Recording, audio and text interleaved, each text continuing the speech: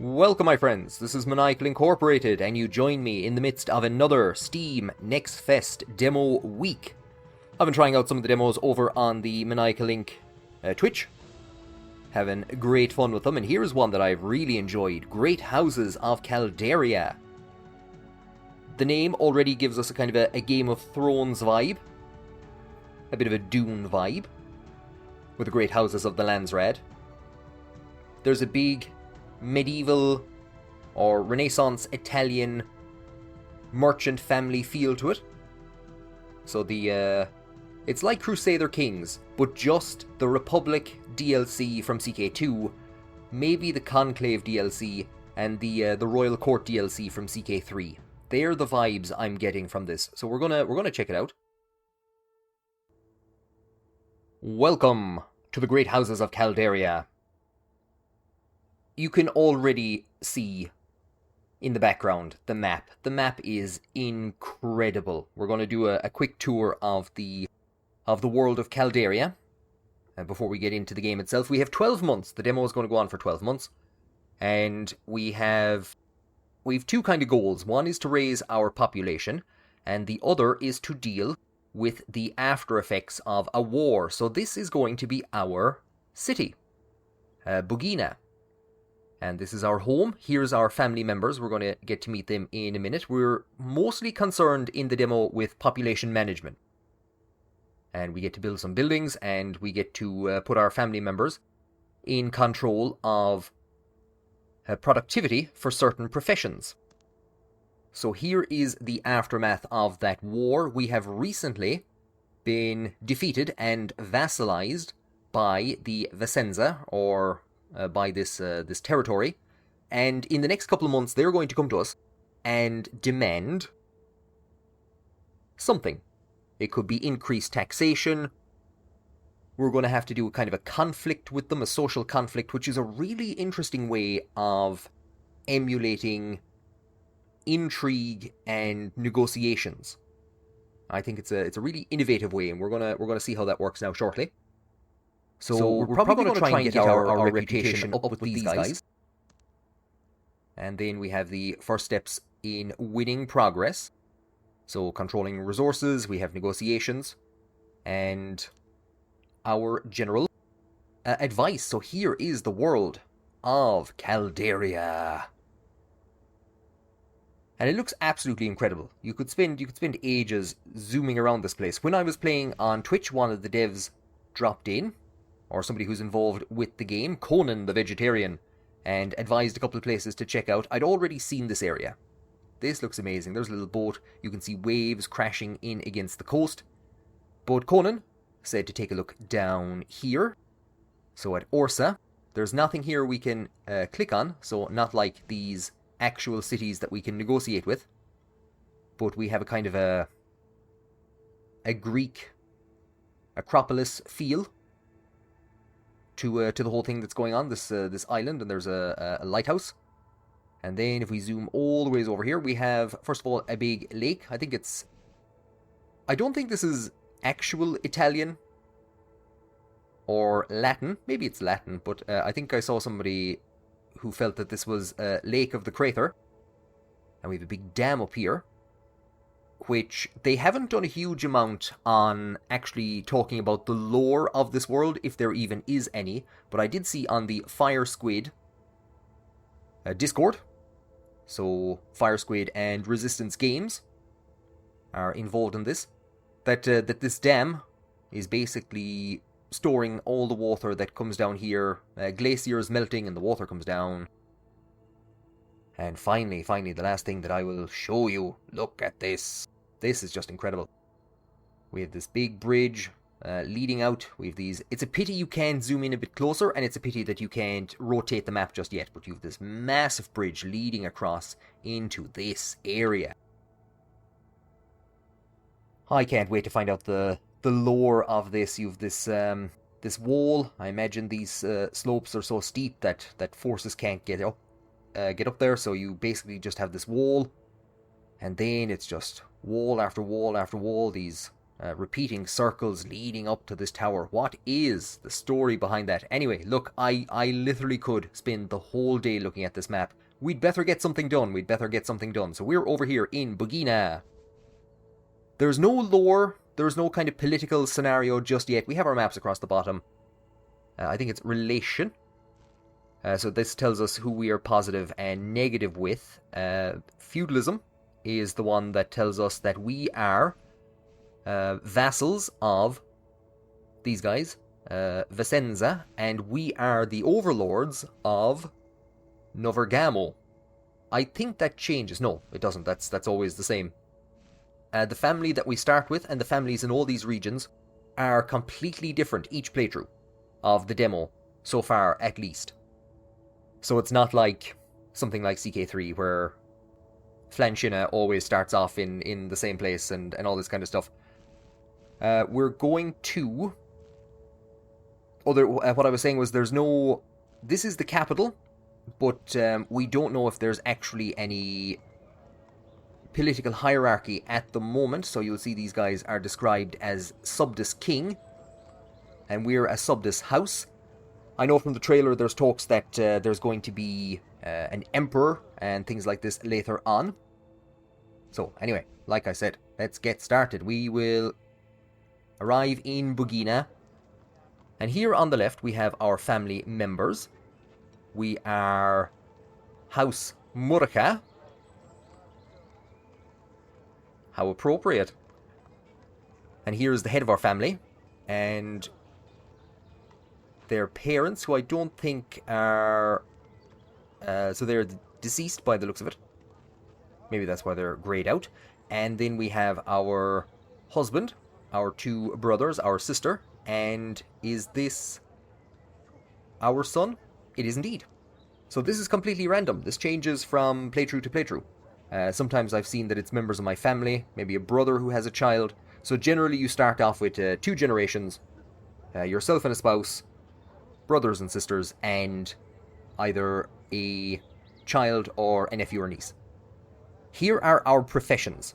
Miners and winemakers are available, so we've unlocked them, but we haven't built any buildings for that area, and we're not going to bother either. Herdsmen, we have buildings, but we have no population working in that region.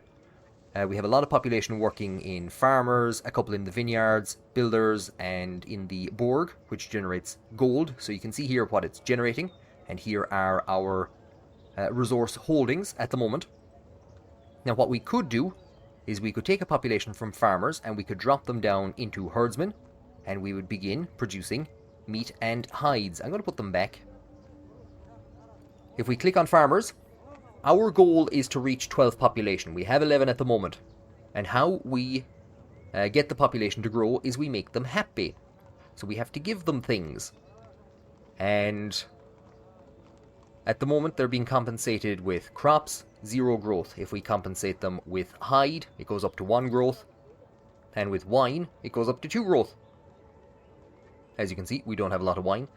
And we could, of course, if we wanted to, even that out by increasing the work rate. So we could compensate them with wine and then drive up the work rate, and we're now producing 40 crops. So what are we going to do? We leave that as it is at the moment.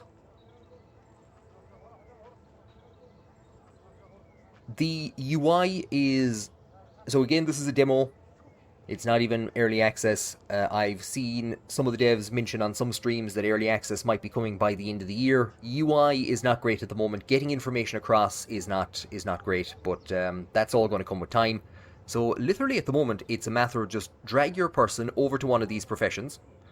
That will increase it by up to 1.2. That will go to 1.3 if we put them there. 1.3 as well. 1.2, and at the moment I really have no idea why they're affecting them, what it is about these people that's actually causing that effect. But I did actually see the devs on their Steam presentation doing the exact same thing that I'm doing, so I feel approved. So we're not generating any horses. We're not generating any hides at the moment. I think we're going to have a lot of people demanding hides. So here in our vineyard, we could... what are we generating at the moment in terms of... we're generating 0.7 in terms of materials. And we can actually do that for an ever so slight decrease. I think we're losing 0.1 at the moment. That should get us through to the end of the game. We don't need to worry too much about that. So that's going to drive up the growth there in our vineyard. So what I might do is put another person into the vineyard. So that's going to keep grape production up. And our builders, what are they looking for? Everybody is pretty much looking for compensation in terms of hides. So hides is maybe an important one. We're going to put these guys on money, so we're going to start making a money deficit. And we could drag them down to being a builder as well. So that's going to increase our materials. You can see the complexity. This looks very shallow. This looks very basic. And when I clicked on this screen, first of all, I thought this is maybe a bit overly simplistic.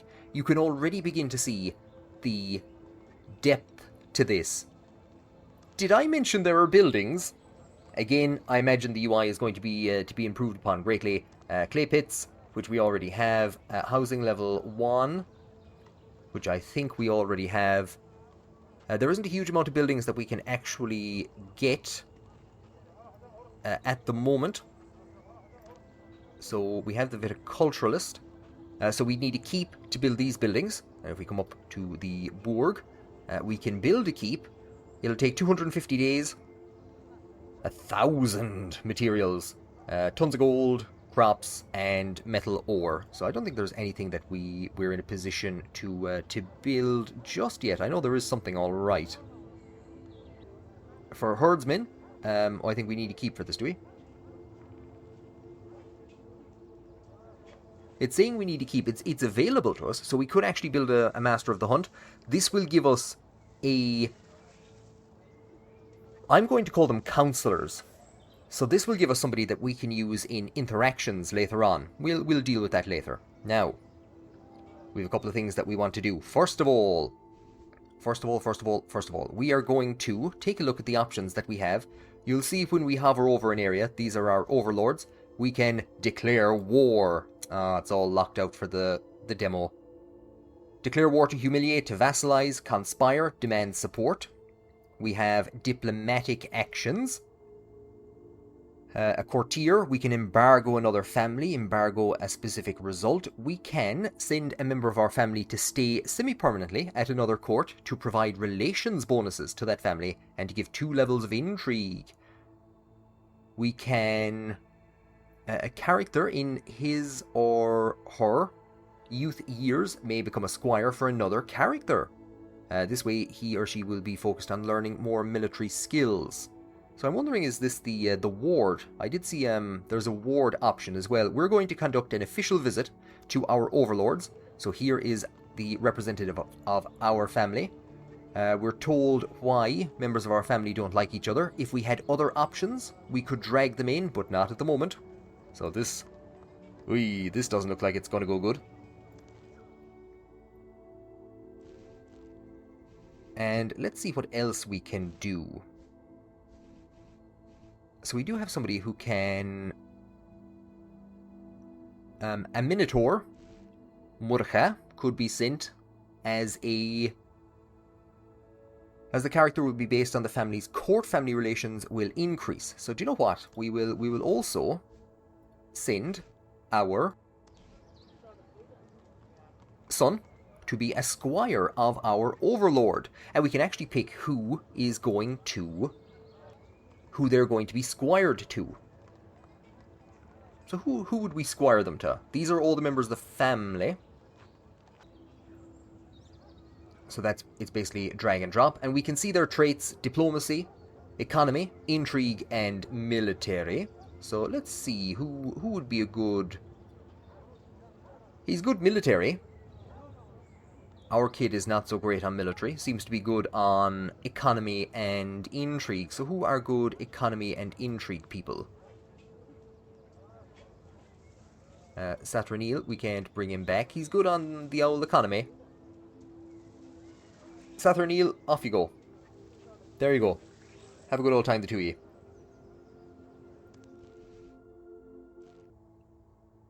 And if we hover over our crops, it'll tell us what we're producing. Now, hides is something that we are getting none of. So, we will bring up our the resources menu. So the resources menu shows us where in the map has a lot of stuff. So everyone is pretty a-okay for crops. If we check on grapes, we can see that these guys, this side of the world isn't great for grapes, and we're doing fairly well. Materials. Now, that's perfect. These guys have a ton of materials. Actually, it's not. Never mind. Damn. This is what I'm looking for. I'm looking for hides. Hides at the moment. Everywhere is doing well for hides, and these guys are bad for grapes. That's perfect. I've confused the living daylights out of myself. These guys are right next door to us. I won't say they need grapes, but they're making a deficit. We have grapes, and I want hides to try and start pushing up our population. So we're going to negotiate a trade deal with them. And this is what the trade screen looks like. So, we're selling grapes. And we want meat and hides. So we can see that grapes have a value of 2. And hides have a value of 4.2. So we're looking at maybe needing to offer about 2.5 times what we're buying. At the moment, there's no way of kind of doing a massive jump. So maybe the way you would in Stellaris to go up in increments of 100. At least I don't believe there is. I don't actually know how many hides they have in store. Their storage is 45. I don't think they'll give them all to us. So we might do something like that. Their willingness has actually dropped. You divils. Look, we do have a good chunk. We do have a good chunk of grapes, and we can see their willingness down here at the bottom. Will we go for that much? Sure. So we're going to give them 90 grapes for 20 hide. That does seem like a lot. We might bring that down a bit. To there.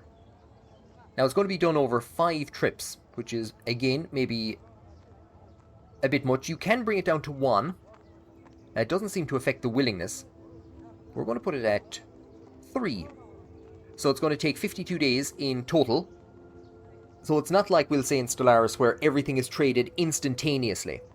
And this is really helpful if you don't have the stock at the moment, if you don't have 70 grapes at the moment, but you know that in 52 days' time you will have the entire supply. You don't need to wait until then to actually start the whole process in motion. I really like this. I think this is a neat idea. And what could we do? How many trips is max? 10. So over 175 days. And it's showing you'd be trading, I think, is it 0.4 per trip? Or this way you'd be doing 4 per day, I should say. So this is going to decrease you by 0.4 per day, and this will decrease you by 4 per day. Your production level, or your balance, we'll say. So you can kind of try and even that out as you wish. We're getting 1 per day at the moment. So if we want to keep a positive production, we could go to 5 trips, and we're still actually keeping positive production. Send. At the moment, the screen does kind of tend to drag you around like a lunatic. Where else is low on production? These guys are actually low on production as well. These guys are low on production, so we might come back to them later on. But for now, we're simply going to. I was going to say we'll start up the whole thing. We won't. We have one more character that we can do something with. If we come to diplomacy, we could send a member. Do you know what? I think we might send them up here. Like I said, we desperately want to increase relations with these guys, because these guys are going to start hitting us with. They're going to start hitting us with big bills. So here is somebody in our family who is doing nothing at the moment. They're not the best to send, though. Our brother who's working on what is this? In the vineyard would actually probably be the best to send. Do you know what? We'll send you anyway, and we'll see if you mess things up. We'd better send the brother. So the brother has gone off. I've been playing for a good 20 minutes, and we haven't even started up the game yet. So that'll tell you the depths that you can get into in this. We will point you to there. And because the head of the family was working in the Borg, and they've gone off on a official visit, that has been undone for now. And finally, after all that, we start the game. So we're seeing members of our family are spreading out to go off in various parts of the world. They actually have to physically leave to travel the world. They could, from what I've seen in the trailers, they could get kidnapped. Various things could happen to them. The game pauses on an event. The event was basically that a member of our family has reached this court over here, so we have negotiations lead to conflict. And these are the events that are going to pop up and determine your success or lack thereof in this game. Your trade delegation arrives at Rolano. Your delegation is led by Luana Murja and Oriel Manzrosa. Welcome, sir. After pleasantries have been exchanged, it becomes clear that the different parties have different ideas on how the deal should go, but both are ready to follow up on the original offer. Negotiations follow. So this is the social conflict aspect of the game. At the moment, they give you absolutely no UI tips on what these people do. And you'll remember there a while ago I pointed out that you can get effectively counselors by building different buildings. So because we have the vineyard up and running, we have access to this person. I'm going to go with this trio. We'll hit confirm. And we have an opportunity to start a social conflict. Now, from what I've seen of some of the trailers, war is going to be conducted on the exact same way as this, and I think this is really innovative. We can drag and drop our units, so our family member and the three counselors, I'm going to call them, that we brought with us, and they will basically engage in a little bit of a battle. We can put them into these green spots, and they will attack, in air quotes, along these axes. They will attack anything of the opposing colour first of all, and then they will attack these objectives. And this kind of represents, in this case it's going to represent negotiations, trying to out-argue your opponent, the back and forth, putting loopholes into the contract. So it's abstracting all of that negotiations with this little, I won't say mini game, but this little kind of social conflict. And war, like I said, is going to be handled by the looks of it in the same way. So they've made some interesting choices over here. I know the devs have commented on this from watching some people play. So they have an intrigue person, a confidant. They're good against military, so we're not going to put our military person there. I don't think we have any military people. And you can see they have nerves, and they have honor, they have rhetoric, and they have will. Now all we have to do is pretty much pick up our people, and it's going to show us who they're good against. I'm going to drop you there. So they're going to attack along this axis, because there's nobody else there to deal with. Here is our counselor. They are good against intrigue, so they're going to basically root out this this con artist, this confidant. It doesn't tell us anything about this guy, does it? It does. So honor is 13, rhetoric is 37, will is 23. Where can we put you? So what we could do is we could try to storm, because you'll see that this guy can't attack. And I don't know if he reinforces or anything like that. We're going to try and attack along this axis as quickly as possible, get this taken out, and then we can actually bring people across. So if we win this target, we receive 10% more for the goods, and if we win this target, we pay 10% less. And of course it's the same for the enemy if they win those. Not too sure how these work, but there are little little things that kind of click in, possibly based on your character's traits. We will start. Now, at any point in time, we can pause. You can see they've realized they made a terrible mistake. So we've won. We've rapidly won one of the goals. You can see that over on this side, it's pretty even at the moment, but I think we're probably going to get knocked out. However, our targets are retreating off the map, and so are theirs. We have won this battle, and now we can swing everyone over to dealing with this receive 10% more goods.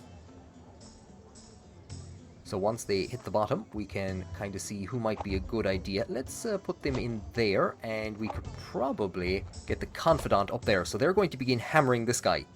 And first of all, it blocks them from taking this spot, does it? It does. It's going to block them from taking that spot. They've actually knocked our person out of contention, so we're going to move them into there. I'm not too sure how they'll actually do against whatever they have. I think we're doing fairly well. We are indeed. Now, at the moment, like I said, it's not always massively clear what actually benefits you. The other thing you'll just take notice of is that when our units are down here, they're rallying, they're healing, effectively. They've been outmaneuvered, they've been out-argued, they feel terrible, and now they're kind of getting their wits back, learning new arguments, and they are healing and getting better. At the moment, I have no idea like what actually works to improve these things. So we can move people around on the map. We can activate some of these abilities. Becomes invincible. When activated, unit doesn't attack for 5 seconds. So you could use this to try and push through an argument at the very end. We'll try and push them up to there. Yeah, so you saw arrows there. Our Counselor is very good against Confidant. So our goal at the moment is just to keep everyone weak, and we're gonna try this. Can I do that? No, I can't. Oh, I see. It's that would be, yeah, we'd be activating it on our side. So I thought we might be able to activate it on the enemy, block them from attacking for a couple of seconds, and then push through some arguments. And that was rather interesting. They bought their guy in and then just withdrew him really, really quickly. So a tremendous victory. We receive 10% more for the goods. We pay 10% less. So we receive 10% more for our goods, and we pay 10% less for the other side's goods. I'm wondering if that means that we receive 22 and pay 81. Maybe that's what that means. So we close, and there you go. So that is, the trade has actually been negotiated. And it just leaves tremendous, tremendous room for abstracting out so many different types of social conflicts, military conflicts. I'm really excited to see how that improves, especially as the UI is improved upon. There's no point making a brilliant UI for what we just saw there, and it doesn't work, or it's not enjoyable. So there's a bit of work to be done there, and the devs know that, and they're going to get around to that later on. We can see some more trouble up in this direction. What are we into now? We're making -1 per day. There's taxes, there's consumption, there's trade predominantly, and here is our population. We're trying to get that up to 6,500. At the moment, it's growing by 8 per day, and we have 351 days to go. I'm not too sure if that's good enough. So it might be tough to grow some of our population. I've put the burghers on the highest level of growth, which requires horses. We only have 6. And there is a balance. At the moment, it's taking up -0.3 per day. There are very few places that are growing horses. So here's one, the capital. The only problem is that the capital pretty much has everything that it needs at the moment, so it's not going to be in much of a position to trade with us. We do have materials, again, This place is generating a good chunk of materials, and it is generating very little food. This one here is the one that we're looking for. So we're going to press the wrong button, and then we are going to negotiate a trade deal with them. So again, we're looking for materials, and we are willing to trade crops. We'll say 120 for their 50. And the person, I think you can actually choose who you want, so we could choose either of these to go. But in general, it is the person that is actually responsible. So their relation is 20, their relation is -5. Sure, we'll send this person. And there, a member of the family has just come back with, I think... I have no idea. But this little circle indicates that they're on a trade mission. We have a court member. Bardo has arrived.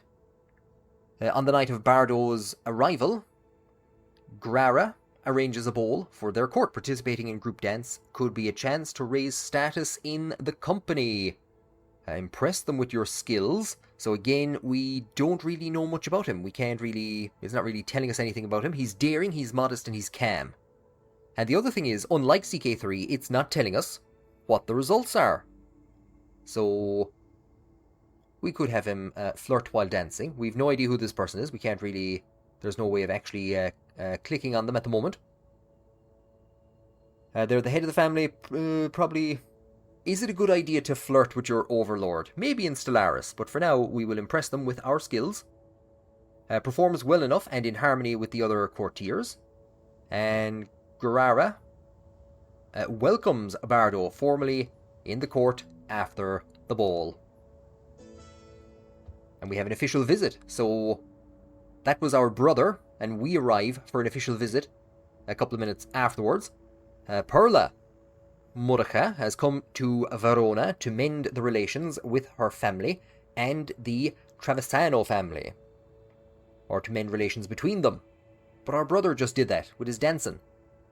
So Grara receives her courteously, but is clearly distrustful. How can Perla win Travisano's trust? So did our brother do anything? Did he get... He didn't improve relations at the moment. So we could praise her swordsmanship. We could acquire a gift, or we could share some news from home. I don't know if would news kind of count as diplomacy. I think maybe if we acquire a gift. So we spend 10, and family relations increase by 5. So we buy some rare, expensive fruits on the market, only to learn that Carrara doesn't like them. I appreciate the gesture, though. The children will surely enjoy them, so it could have gone better. You will see at the top of the screen that we are absolutely burning through horses. We're down from 6 down to 2. So we are burning through them. I don't know if it's actually impacted population growth all that much. So we need more horses. We need to trade for horses. And there is a neighbour who is generating a minus in terms of grapes. They are, or it was telling me that they were in negative production. So I was offering them as many grapes as they want for 10 horses. First of all, we're offering them more than we actually have. And you can do that. Because, like I said, if it's spread out over enough trips, that's 6.3 per day. So we could, I wonder if we could actually get that to a stage where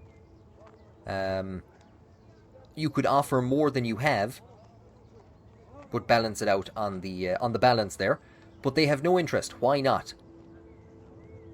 They have more than enough grapes. So you can't just dump goods onto the market. They're not going to accept stuff if they already have enough of it. So unfortunately, we're not going to get horses from this guy. So we're out looking for horses. We might have to accept that there's no actual easy... Oh, there we go. I was going to say there's no actual easy X out button.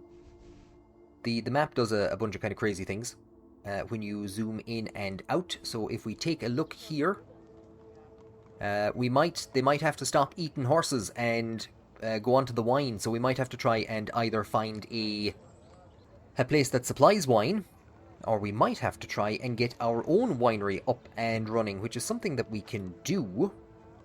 It will require 1 day and 200 tools. Our son has just arrived in Vicenza to become a squire of Saturnine, and we are asked how they should present themselves.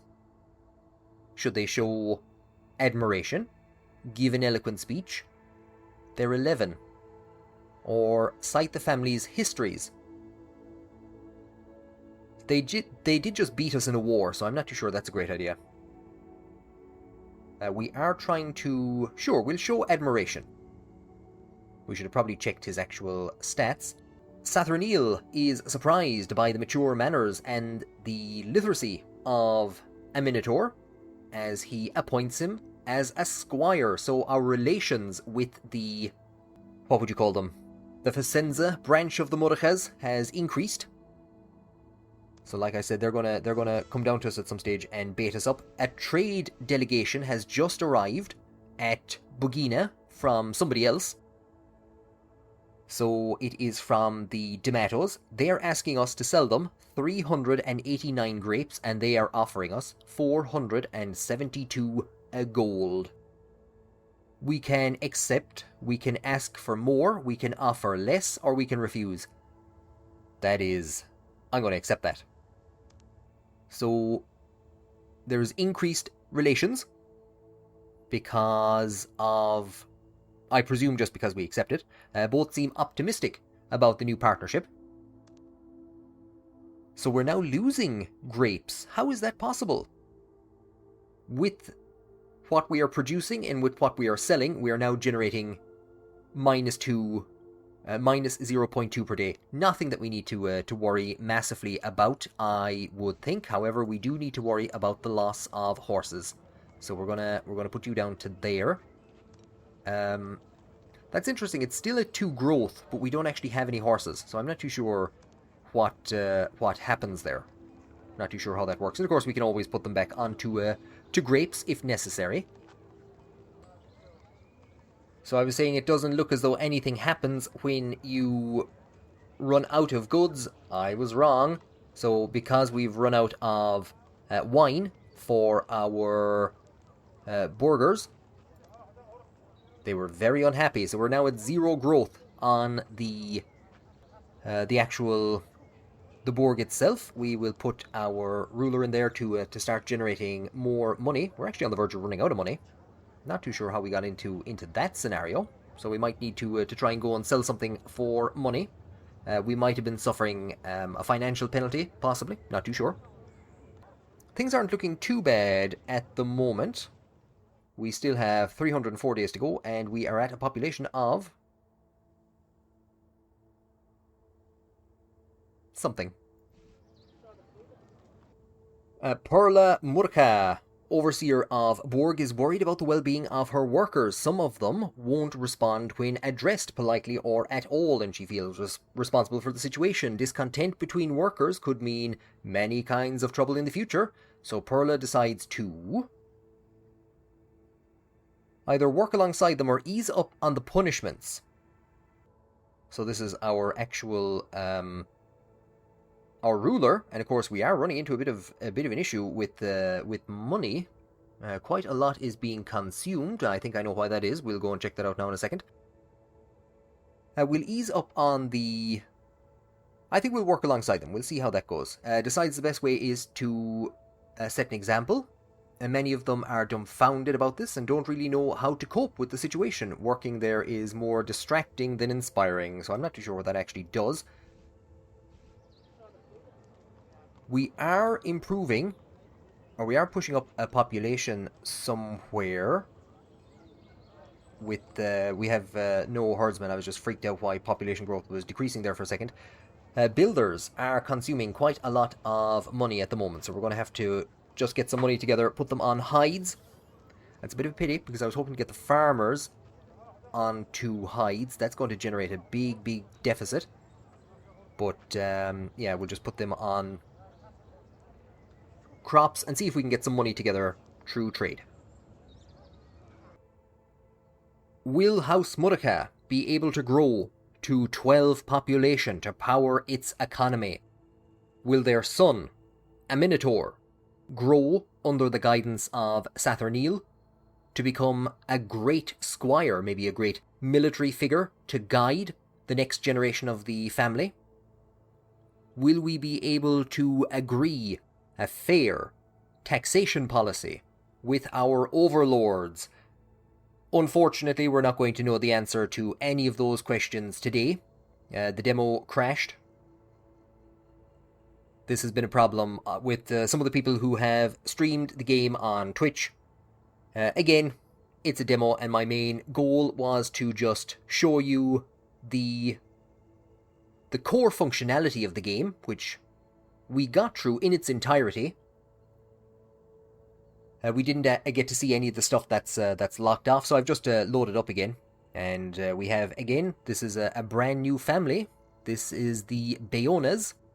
So if you're playing the demo, it's going to be a different family each and every time. I know the devs were saying that they were patching it to maybe not get it to crash as much. So if you are thinking of picking this up or playing the demo during Steam Next Fest, I would strongly encourage you to do so.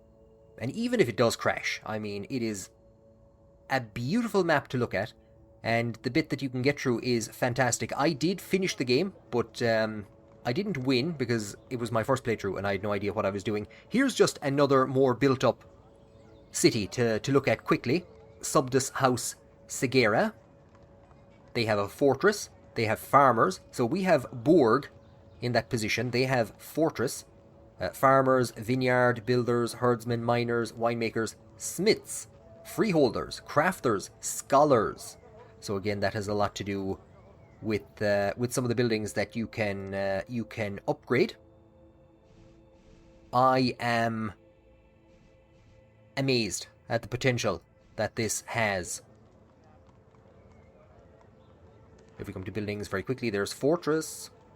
Fortress unlocks all professions. You have all of these other buildings that we can't click on right now. There is the keep, which will give us access to scholars and crafters, which will open up more options here.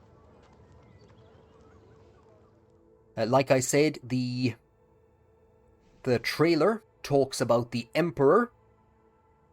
It talks about winning favor with the Emperor, so they might very well be a grand imperial court that you can send family members to gain favor with the Emperor, to plot assassinations, to carry out intrigue acts. Some of the events that we've seen on the trailer included new title granted. So it might be, again, a bit like Dune, awarding titles, specific types of titles. I know there's counts and dukes in the game that was mentioned by one of the devs, so there might be an ability to go up and down the ranks of the aristocracy. You can't really conquer other regions, so you're never going to end up with more than one city from what I can gather, but you can vassalize other regions.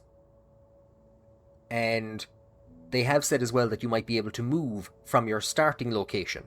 So possibly if you vassalize somebody, marry into that family, basically take over the family, you might be able to move to that region and split out your former capital as a vassal. Not too sure at the moment how that's going to go. But yeah, fantastic premise. Really excited for this. Like I said, getting CK3, CK2, Game of Thrones vibe from this. Lots of games have been attempted in this genre of family management. You're talking about Stellar Monarch, where instead of being down on the ground, recruiting troops, building battleships as you would be in Stellaris, you are the Galactic Emperor, and you are deciding trade policy, and you're deciding all this stuff at a grand scale. So it's something similar here. It's not just offer goods to somebody and they accept. You have to go and actually fight trade deals, negotiate trade deals, war is going to be abstracted out. Check out the Fire Squid Discord. I'll put links below in the description. They're talking over there. They're asking people what they like about fantasy. So a lot of this is still up in the air. They're asking people, what's your favorite part of fantasy? Is it the magic? Is it different species that you interact with, or that the characters in the fantasy novels interact with? So there's a lot of world building to go on here yet. There's nothing solid. I did see on one stream one of the devs mentioned that it might be going into early access by the end of the year, possibly Q3. So keep an eye out, and I think we're going to be hearing a lot more about this on this channel. So there you go. If you enjoyed it, give the video a like, subscribe to keep up to date when the next videos on Great Houses of Calderia come out. Thank you very much for joining me, and I hope to see you on the next Steam Next Fest.